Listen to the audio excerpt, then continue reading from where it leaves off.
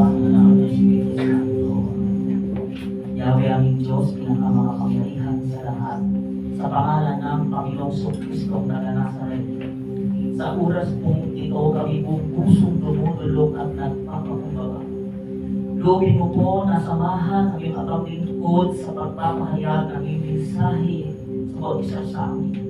Ikaw po malayang mag-usap sa bawat puso, sa bawat isa, Lord God, sa araw nito. Loobin mo po na ang bawat isa ay spiritually lumakas. Ang bawat isa ay makinabang sa gatas na spiritual ang iyong salita, Panginoon. Sundan ito ng tanda, himala at kabawalahan. Loobin mo po lalo kaming manabik sa iyo. Lalo pa po kaming mapalapit sa iyo. At kami muling magkaroon ng kagalakan ng paglilingkod upang kami ay magamit mo para sa iyong dakilang karangalan. At loobin mo po sa bawat salitang mamutawi sa aking labi sa iyong lingkod, Panginoon, ay makapagbibigay karangalan sa iyo at makinabang ang aming buhay espiritual. Kaya naman ngayon pa lang, Panginoong Jesus, anumang distraction, anumang pagbabalak ng masamang espiritu ay aking pinagbabawalan at pinapaalis sa lugar na ito. At tanging ang Panginoong Jesus lamang at ang banal na anghel ang siyang malayang kumilos sa aming kalagitnaan, ang iyong banal na espiritu upang maging matagumpay ang retreat na ito para sa iyong kadakilaan, Ama. Sa pangalan mo, Panginoong Hesus, amin na kong inaangkin ang katagumpayan ng retreat na ito sa pangalan ng Panginoong Hesus Kristo. Say Amen. Amen. Ang Ama, ng Anak at ng Espiritu Santo. Amen. Amen. Okay. Bago po basahin ang ating pong pagsaluhan sa araw nito, nais ko lamang po na ilagay sa ating puso at isipan ano pong mayroon ngayon, bakit tayo nandito para yan, okay? So dahil minsan lang naman po kayo, no, na makapag-retreat, ay kunting paliwanag lamang po sa retreat, no? So hindi po ito ordinary gawain. Talagang retreat na ito, ang Holy Spirit po ang kikilos, no? Instrumento lamang po ako. So, ang retreat na ito, no, shortcut ko na lang, ay hindi ibig sabihin kaya tayo umatras ay talo po tayo. Sa mundo kasi, kapag halimbawa military versus rebelde, no, sa anumang panig ang umatras, yun yung talo. Pero sa ating mga spiritual na anak ng Diyos ay kaya tayo magre-retreat para muli tayong mag-recharge spiritually. Kung tayo man po ay nagkasala, so may malaking epekto ito para manghina ang ating espiritu at ang retreat na ito, dito tayo muling palakasin ng Lord, lilinisin ang ating kaluluwa na ibig sabihin anumang dumi ng kasalanan, yun ang lilinisin. So yung ginawa natin kanina, yung preparation na po yun, kilala natin ang ating sarili na kung ano yung mga dapat nating ipatama sa Lord, ipabago sa Panginoon. No, para po itong cellphone, no, na kapag nalubat, ay kailangan po i-recharge ang battery. So, parang tayong battery, no, na kailangan nating tayo po ay mag-charge, no? Kasi walang kwenta yung gadget kapag lubat. Walang kwenta yung gadget kapag wala ng battery. No? So tayo yung battery na kailangan nating lumakas, no? Spiritually, so doon tayo huhugot ng lakas sa Panginoon. No? Kung mayroon mga nangihinat ng lulupay-pay dito, so makipag-cooperate ka lang sa araw nito at lalakas ka spiritually. No? So, yun lamang po para may mga oras pa po tayo, no? Palapakan ang Panginoon at Yahweh, no? So, mga kapatid sa Kristo, babasahin ko po ang ating pagsaluhan na makapangyarihan na banal na salita ng Diyos at ito po'y hamot sa banal na kasulatan sa aklat ng pahayag sa kabanatang 2 at talatang 7. Ang sabi, ang lahat ng may pandinig ay makinig sa sinasabi ng Espiritu sa mga iglesia. Sa magtatagumpay, ay ibibigay ko ang karapatang kumain ng bunga ng punong kahoy ng buhay na nasa paraiso ng Diyos. Ang buhay at makapangyarihang salita ni Yahweh. Say Amen. Amen. Nalapakan si Lord. Lord, sabihin mo sa'yo marami kapatid. Opo ka na. Maraming salamat sa Diyos. No? Ito po ay pagkakataon kong makapagpagamit sa Kanya para sa inyo po, sa Lord sa akin. Yan. Okay. Yung binasa po natin ito, mga kapatid sa Kristo, ay papamagatan po natin the 5 crowns of glory. Ang 5 kuruna ng kalagayan. Nais po ba natin makamtan ang 5 crowns na ito? Amen. Say, praise the Lord. Praise the Lord. Kaya, mga minamahal na kapatid sa Kristo, sabi, ang lahat ng may pandinig, sabi mo sa ito makinig. Amen. Sa sinasabi ng Espiritu sa mga iglesia. Hindi yung IMC. Tayo, iglesia. Yung nagtataglay ng Espiritu, ito yung mga ginagamit ng Lord. Yung mga sinugo, o tagapagpahayag. Tayong lahat ay nagtataglay ng Espiritu, pero iba yung sinugo ng Diyos. Iba yung lingkod ng Panginoon na tagapaghayag ng Kanyang salita. Ibang level, no? So, sa magtatagumpay ay ibibigay ko ang karapatang kumain ng bunga ng punong kahoy ng buhay na nasa paraiso ng Diyos. Sabihin mo sa iyo kapatid, pag-pray mo siya, kapatid, pinag-ipipray kita ngayon, na ikaw ang magtatagumpay sapagkat ibibigay ng Diyos ang karapatang kumain ng bunga ng punong kahoy ng buhay. Amen? Amen. Kasi, kailangan natin yun. Yung puno ng kahoy na nagbibigay ng buhay. Dahil sinabi doon sa Genesis, sa palatang 3, sa talatang 22 hanggang 24, sabihin mo muna sa iyong katabi, pinalayas sa hardin si Adan. At si Eva. Nadamay ka doon. At ito ang sagot para tayo po ay makabalik doon sa Garden of Eden ni Yahweh. Sabi sa verse 22, pagkatapos sinabi ng Panginoong Yahweh, katulad natin ngayon ang tao, sapagkat alam na niya ang mabuti at masama. Baka pumitas siya at kumain ng bungang kahoy na nagbibigay buhay at hindi na siya mamamatay. Kaya pinalayas niya sa halamanan ng Eden ang tao upang magbungkal ng lupang kanyang pinagmulan.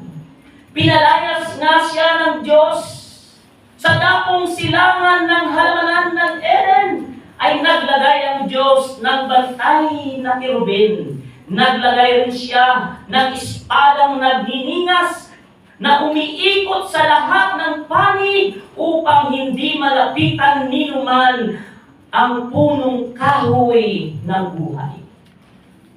Yun yung pagkakamali nila Adan at ni Eva.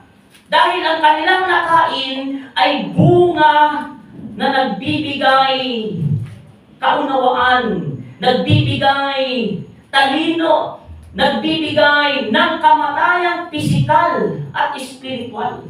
Dati taglay nila ang immortal na buhay, walang kamatayan, pero dahil nalinlang ng ahas, nung makain ang bunga na iyon na pinagbabawal ng Diyos, meron ng kamatayan ang tao. Ikaw yun. Katabi mo yun. Tayo yun. Kamatayang pisikal, kamatayang spiritual. Dahil ang kamatayang spiritual, ito ay bunga ng kasalanan. Ang kasalanan ay nagdudulot ng kamatayang spiritual.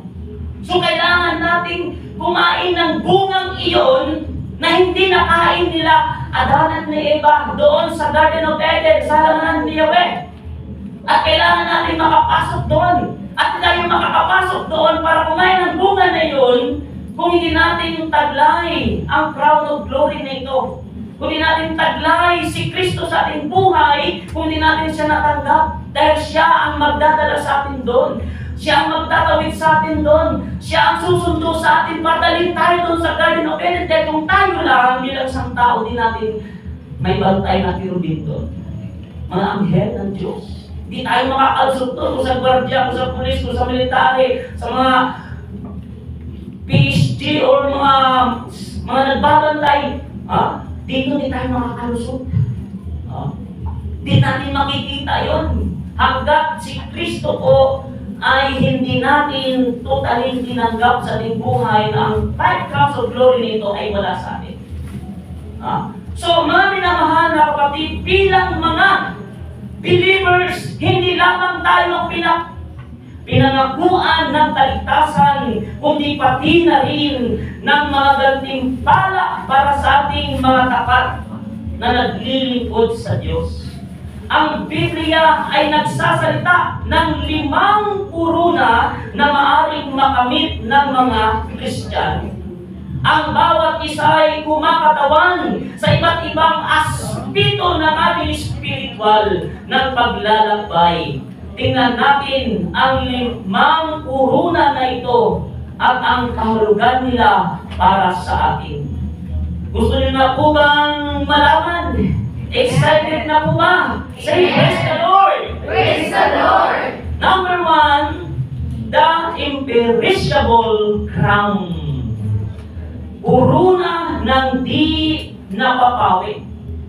The imperishable crown, mga kapatid, mayroong sinasabi sa unang Korinto, sa kabanatang 9, sa talatang 24, alam ninyong ang mga kalahok sa paligsahan ay tumatakbong lahat. Ngunit isa lamang ang nagkakamit ng gantimpala, kaya't pagbutihin ninyo ang pagtakbo upang kamtan ninyo ang gantimpala. Pagbutihin natin ang pagtakbo upang kamtan ninyo ang gantimpala. Mga kapatid, sa Panginoong Hesukristo, ilan ang mananalo sa paligsahan sa mundong ito? Yung takbuhan? Isa lang? Yun ang pinag-aagawan. Kailangan mag-exercise. Kailangan talagang mabilis kang tumakbo. Pero sa mundo yun, pagdating sa spiritual, iba po. Kasi kung itutulad natin sa mundo ang spiritual, lugi dito ang pilay. Lugi dito ang mabagal tumakbo. Lugi dito ang walang paa. Hindi pa nagsisimulang malisahan, talo na agad. Dito po, sa spiritual na pagtakbo, sa ating buhay spiritual, ang malaga dito nagpapatuloy. Dapat walang maiwanan. Hindi dito paunahan. Kailangan dito, mga kapatid sa Panginoong Kristo, para manalo, makamtan ang kuruna ng di napapawi, ang ating buhay spiritual ay talagang naaayon kay Yahweh. Naaayon sa Diyos. At para po magawa natin yon, mamuhay ng disiplinado. Hindi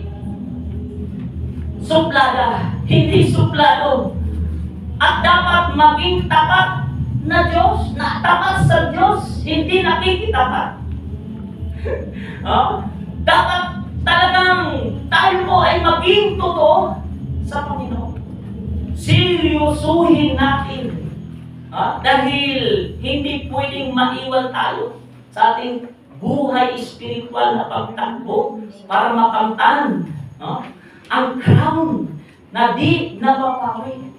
Kaya mga minamahal sa Panginoong Kristo, kailangan pagtibayin ang iyong pananampalataya sa pamamagitan ng pag-aaral ng Biblia at pananalangin. No?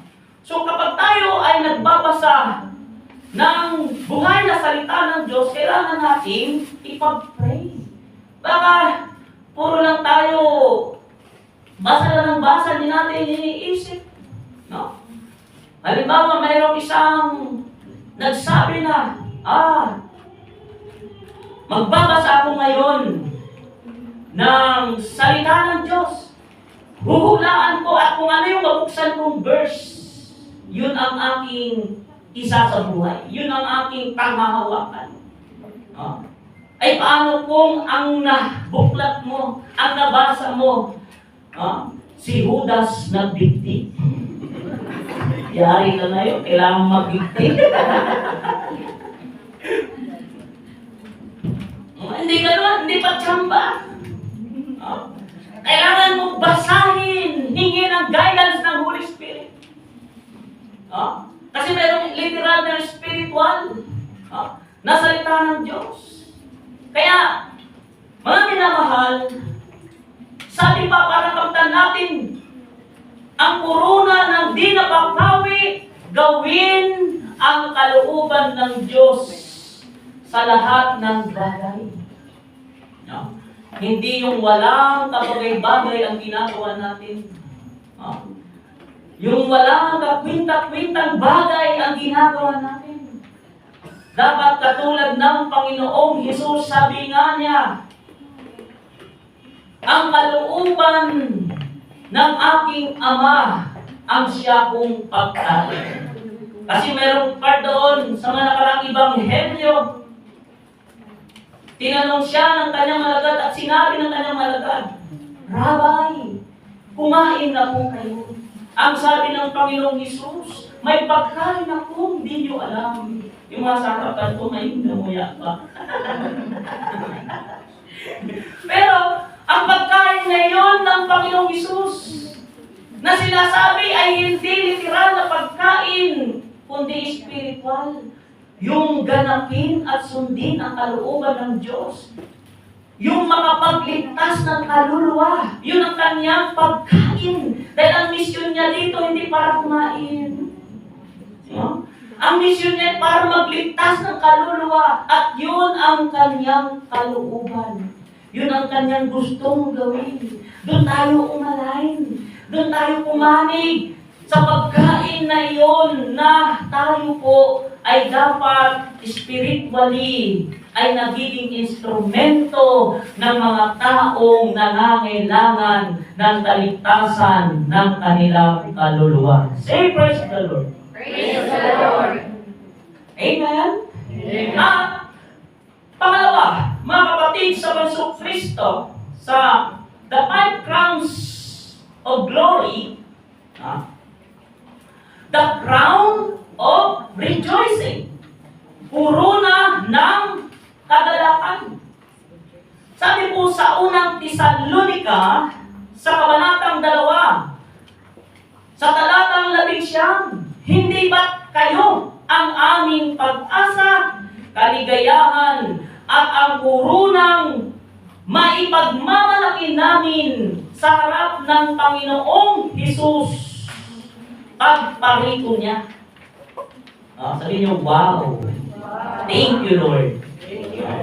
Kasi, sabi ng Panginoong Hesus sa kanyang pagparito, dala-dala niya ang kuruna ng kagalakan. At para ito po ay mapasa atin, ito po ay makamtan natin, ibahagi ang Ebanghelyo sa iba.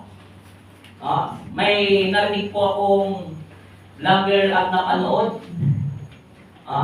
Ilan po ba ang Ebanghelyo?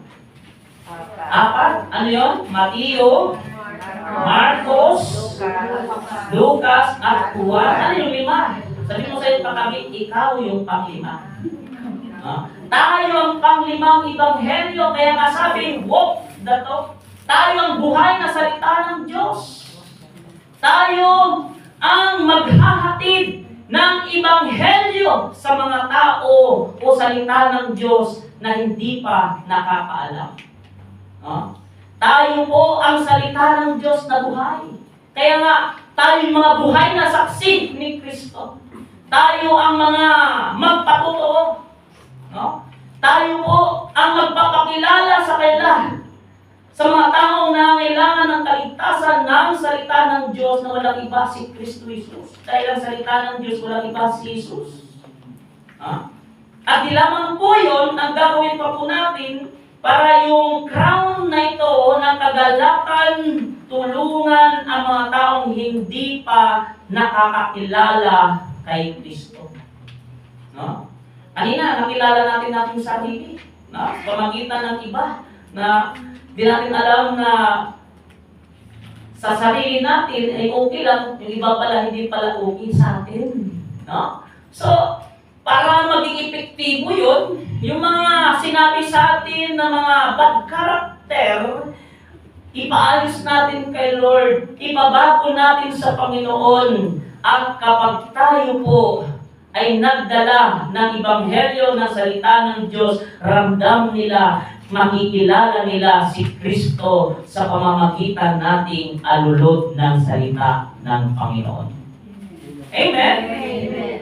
So, paano mapasa atin ang crown ng kagalakan maging isang halimbawa ng Kristiyanong pamumuhay? Tayo po kasi ang asin at ilaw ng mundong ito. Tayo po ang tinitingnan. Kung wala namang nabago sa atin, di natin sila madadala. Di natin sila makapaniwala sapagkat wala naman silang nakitang pagbabago.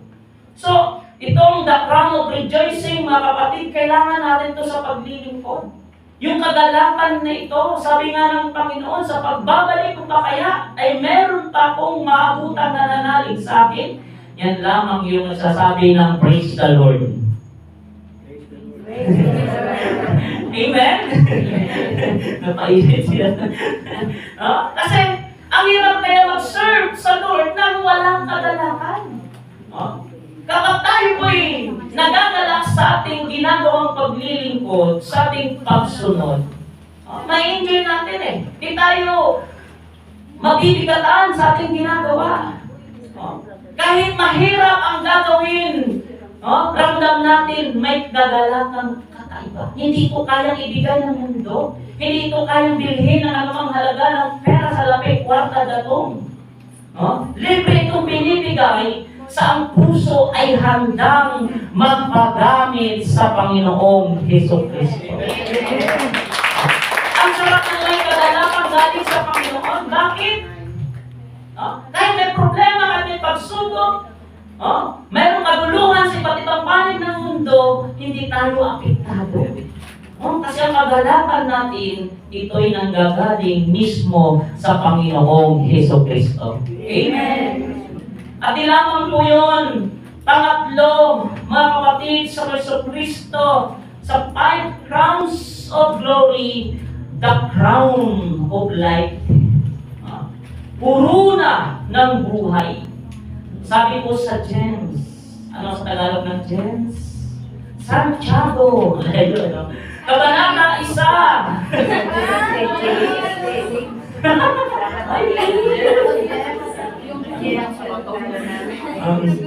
Sabi mo sa Kabanatang 1 sa Santiago, sa talatang 12, pinagpala ang taong nananatiling tapat sa kabila ng mga pagsubok, sapagkat matapos niyang malampasan ang pagsubok, tatanggap siya ng gantimpala ng buhay na ipinangako ng Panginoon sa mga umiibig sa Kanya. Sino po ang magtataglay ng kuruna ng buhay? Ang mga umiibig sa Panginoon. Ang mga umiibig sa Panginoon, malalaman ko sa pagsabi ng praise the Lord. Praise the Lord! Sabi, pinagpalang taong nananatiling tapat sa kabila ng pagsubok. Kapatid, lahat tayo ay mayroong kanya-kanya at iba't ibang pagsubok sa buhay. Nasa pagdadala lang po. Pero sa pagsubok na yun, huwag natin masamain. Dahil kung ito man ay ipahintulot ng Diyos sa atin, sabi nga, wala pang pagsubok na didinanas ng lahat ng tao. Sa halip tapat ang Diyos, bibigyan na tayo ng lakas upang magtagumpay sa pagsubok. So, mga kapatid, magpasalamat sa pagsubok dahil sabi nga, pagkatapos malagpasan ng pagsubok, tatanggap ka ng gintimpala ng crown ng buhay. Amen? Yun yung sinabi doon sa Garden of Eden. Yun ang ipapakain sa atin. Buhay na walang hanggan sa piling ng Diyos o sa paraiso. Yan, no? Para magawa natin yun, pagtibayin ang iyong pananampalataya sa gitna ng mga pagsubok. No? Kaya, ang pagsubok, isipin natin, ito ay part ng paghubog ng Diyos sa atin. Ito ay part ng tagumpay ng ating buhay espiritual. Dahil lahat ng mga kay Kristo, kung si Kristo po ay nakaranas ng sakripisyo, hirap, bago kamtan natin ang kaligtasan sa cross ng Panginoon na binigay sa atin, tayo din ay maaring ipahintulot ng Diyos na tayo subukin upang maging matatag, maging matagumpay na mga anak ng Panginoong Hesus Kristo. Amen. Kaya huwag natin tingnan na ang pagsubok ay ikakasama natin. Ito'y ikabubuti natin. Sabi nga ng isang pare sa kanyang bumili, doon sa mga pagsubok at pangit na pangyayari sa ating buhay, doon lumulutang ang mga magagandang mga opportunity na dumadating sa atin. Kaya hindi lang sa mga mabubuting nangyayari sa ating buhay tayo magpasalamat. Hindi lamang sa katagumpayan ng ating buhay tayo magpasalamat. Hindi lamang tayo dahil sa answered prayer tayo magpasalamat. Sa kabila nun, tayo din ay magpasalamat kung tayo nakakaranas ng pagsubok, problema at suliranin dahil ito'y part ng paghubog sa atin para kamtan ang crown of life. So magtiis at magpatuloy sa paglalakbay. At sa ating paglalakbay, sa ating pagtitiis, asahan natin ang gantimpala ng Diyos na nasa langit. Kasi mayroong Diyos na nabibili lang eh. Diba? Sa langit na, Diyos na ito yung ating asahan na magbibigay ng gantimpala sa atin. Ito yung ating pakalasain, pakamitihin, pangarapin na kamtan ang crown of life sapagkat ang Diyos mismo ang magbibigay sa bawat katabi mo. Yan.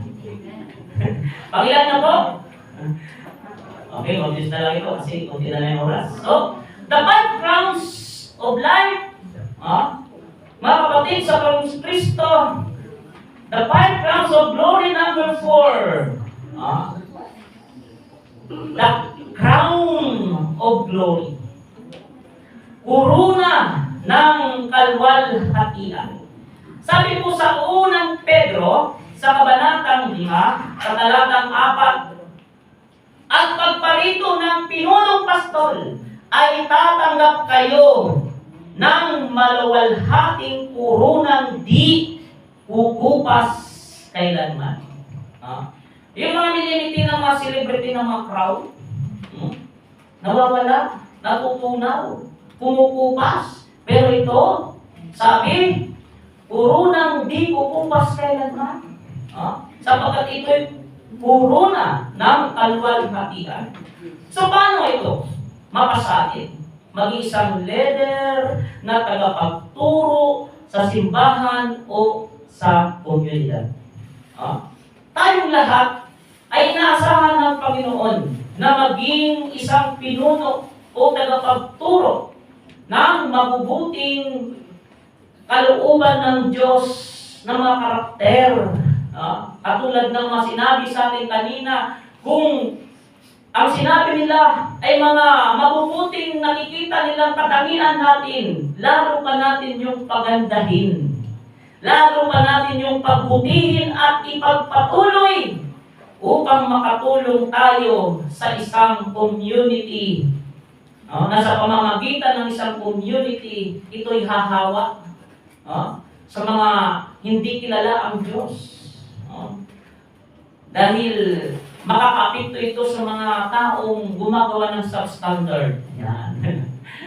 Tayo ang kanilang magiging huwaran. Bakit? No? Kasi tayo'y ginagamit ng Panginoon upang sila'y ma-impluwensyahan ng good character na galing sa Panginoon. Amen? At sabi nga, para sa ating the crown of glory, pangalagaan ang mga taong nasa ilalim ng ating pangangalaga. Oh? Lahat tayo, o sa mga lalaki pa lang, may mga bata kasi. Maaring maging tayo din ay isang pinuno. Mayroong mga tao na silalim sa atin. O hindi man, maaring ikaw ay isang magulang, mayroong kang mga anak, ay pamunuan mo yun na mabuti para yung crown of glory ay mapasa atin. And then, gawin ang kalooban ng Diyos sa iyong buhay. Katulad kanina, sundin natin yun. Tularan natin yun ang Panginoon. Nagawin natin ang kalooban ng Diyos kasi mayroon tayong mga sariling kalooban na hindi kalooban ng Diyos. Kahit gaano man kaganda ang kalooban natin, pero kung hindi ito ayon sa kalooban ng Diyos, huwag natin ituloy. Huwag natin ipilit yung kalooban natin, yung gusto natin. Umayon tayo sa kalooban ng ating Panginoon at tiyak yun, ibibigay niya ang crown of glory. Amen. Glory to God. Amen? So, finally, panglima, sa 5 crowns of glory, mga kapatid, the crown of righteousness. Puruna ng katarungan. Sabi sa 2 Timoteo sa kabanatang 4 sa talatang 8, kaya naghihintay sa akin ang purunang gantimpala para sa mga namuhay ayon sa kalooban ng Diyos sa araw na yon. Ang Panginoon na siyang makatarungang hukom ang siyang magpuputong sa akin ng kuruna, hindi lamang sa akin, kundi sa lahat ng nananabik sa kanyang pagbabalik. May nananabik sa kanyang pagbabalik. Di ba may kanta, no? So, kailangan lagi tayong may pananabik sa muling pagbabalik ng Panginoon. Yung may pananabik malalaman sa pagsabi ng Praise the Lord. Praise the Lord. Iniiwas ako ng palakpakan ng Lord na napipigilan lang niya. So, yun yung sinasabi kasi ng simbahan. Kung bakit pinagbawal mo na pumalakpak sa Diyos, hindi ibig sabihin patay ang Diyos. Kundi, hanggang sa muling pagkabuhay ng Kristo, pagdating ng pagkabuhay na yun, doon tayo ibigay natin yung ating pananabik at pagsamba sa Panginoon sa pamamagitan ng palakpakan.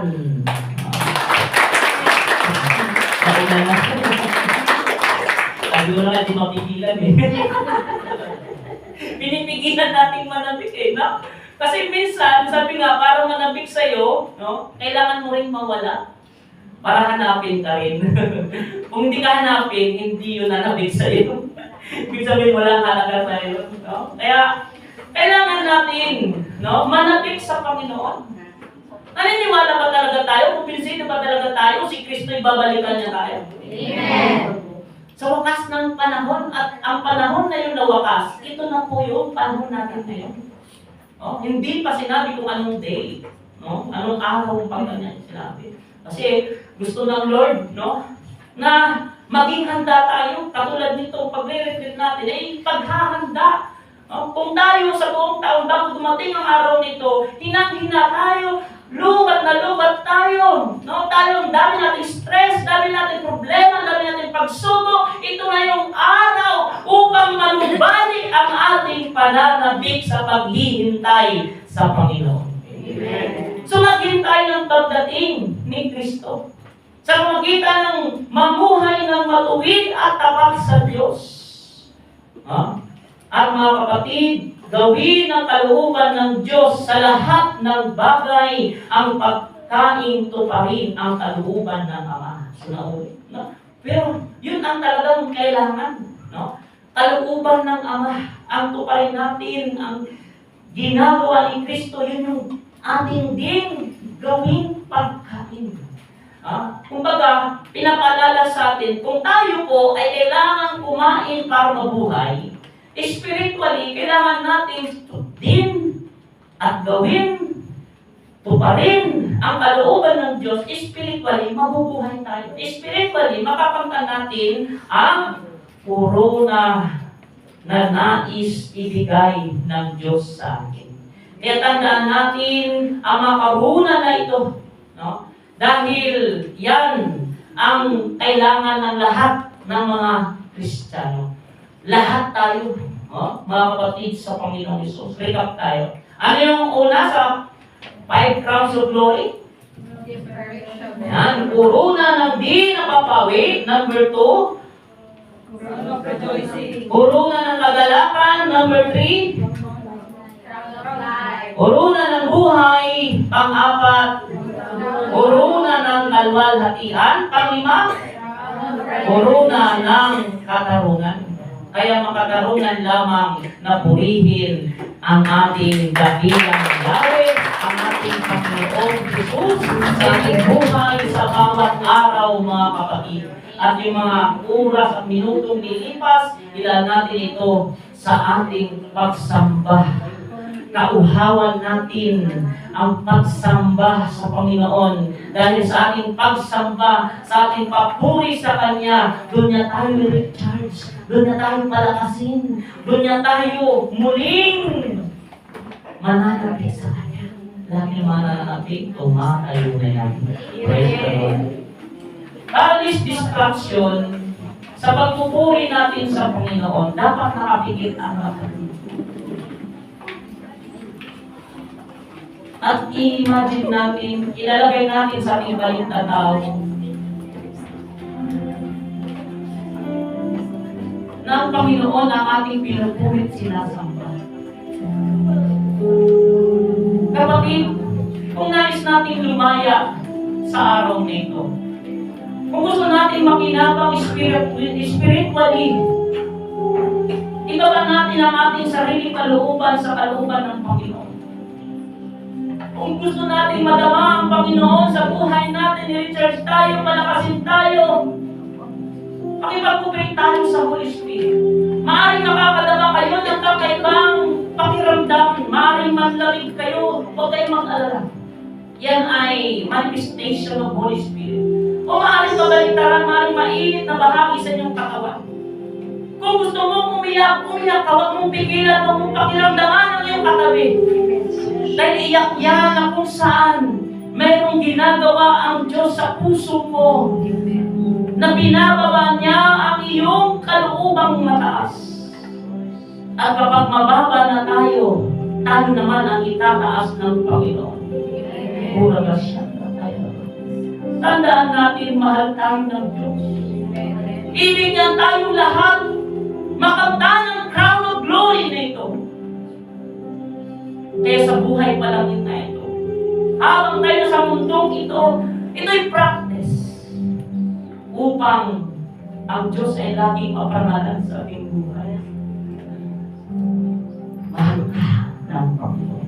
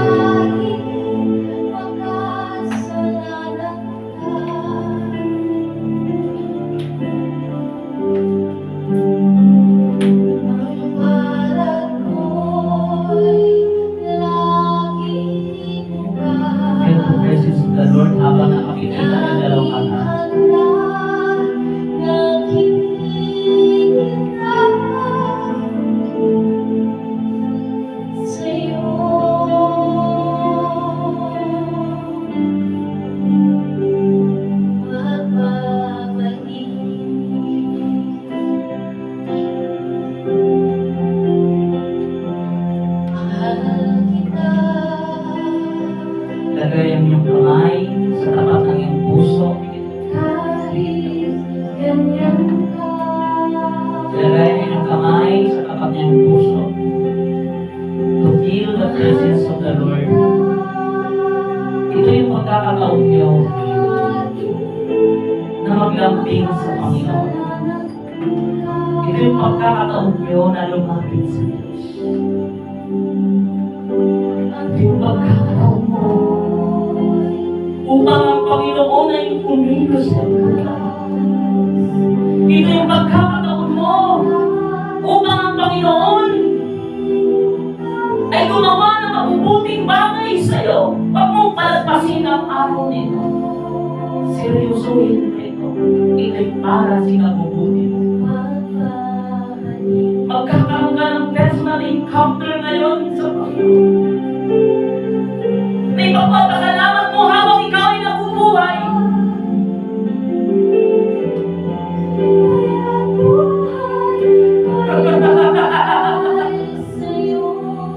Yes, Lord. I allow your Spirit, Lord, in the midst of us. I allow the Holy manifestation in our midst, O God. Kami naniniwala na sabi mo sa iyong salita na nawalang tatlo. Dahil sa iyo, ikaw ay nasa aming kalagitnaan. Basagin mo po ang pusong may kataasan ang kalooban. Basagin mo po sa oras nito ang mataas na hangarin na hindi ayon sa iyo, Panginoon. Lord, narito ang iyong bayan na handang magpabago sa iyo. Narito ang lahat ng mga anak mo na tinawag sa iyo. Nakusa silang nagaya ng alam oras panahon upang ikaw ay kanilang paranasan. Tulungan mo sila, Panginoon, na ibaba ang sariling kaya. Ibaba ang sariling kalooban na hindi ayon sa iyo, Panginoon. Upang ang iyong mga blessing, mga spiritual gifts, the fruit of the Spirit ay walang hadlang na aming makapag. Lord, ito na yung pagkakataon ng bawat isa na mga spiritual gifts ay kanilang makamtan. At kung sila man sa buong taon na lumipas, hindi naging kalugod-lugod sa iyo. Sa kanilang pagiging ng dapat sa oras na ito, ay mapagbigyan sila ng kapatawaran, Panginoon.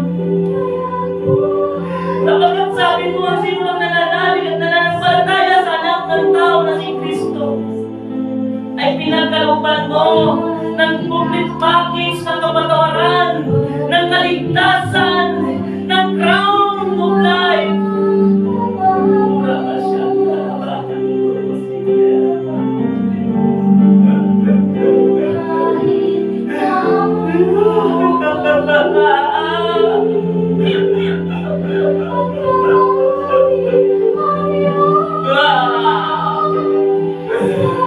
Lord, dalangin namin ang iyong kahabagan.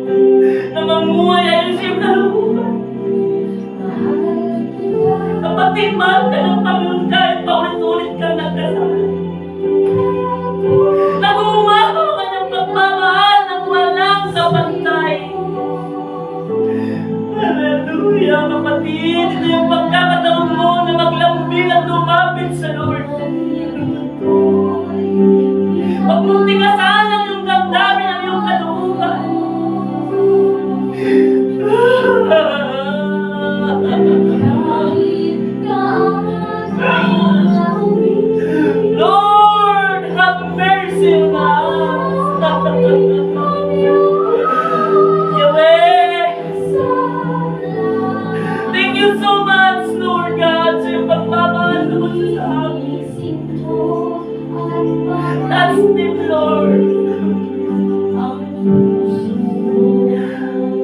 Alam namin, Panginoon, na hadlang sa paglilingkod ay ang aming kataasan sa sarili namin. At sandali kami magyabang ito ng aming katapusan. Napakadali lamang ibigay mo sa amin ang lahat ng biyaya hinihiling namin.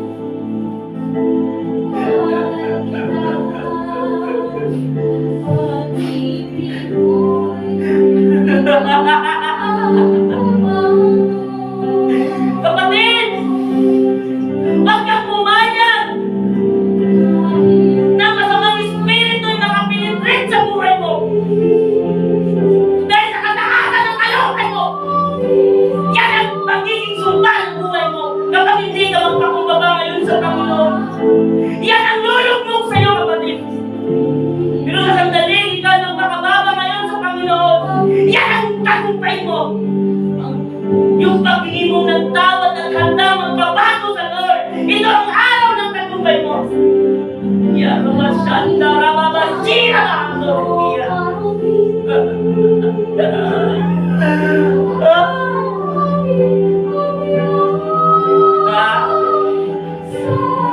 Lord! Ayan, Lord! Nagkaroon sila ng personal encounters. At sa sandaling ikaw magpakabawa, yan ang mga pagkakataon mong gagaling, lalakas, sisigla, at magtatagumpay sa buhay na ito. Yan yung pagkakataon mo na ibigay ng Lord ang mga spiritual gifts.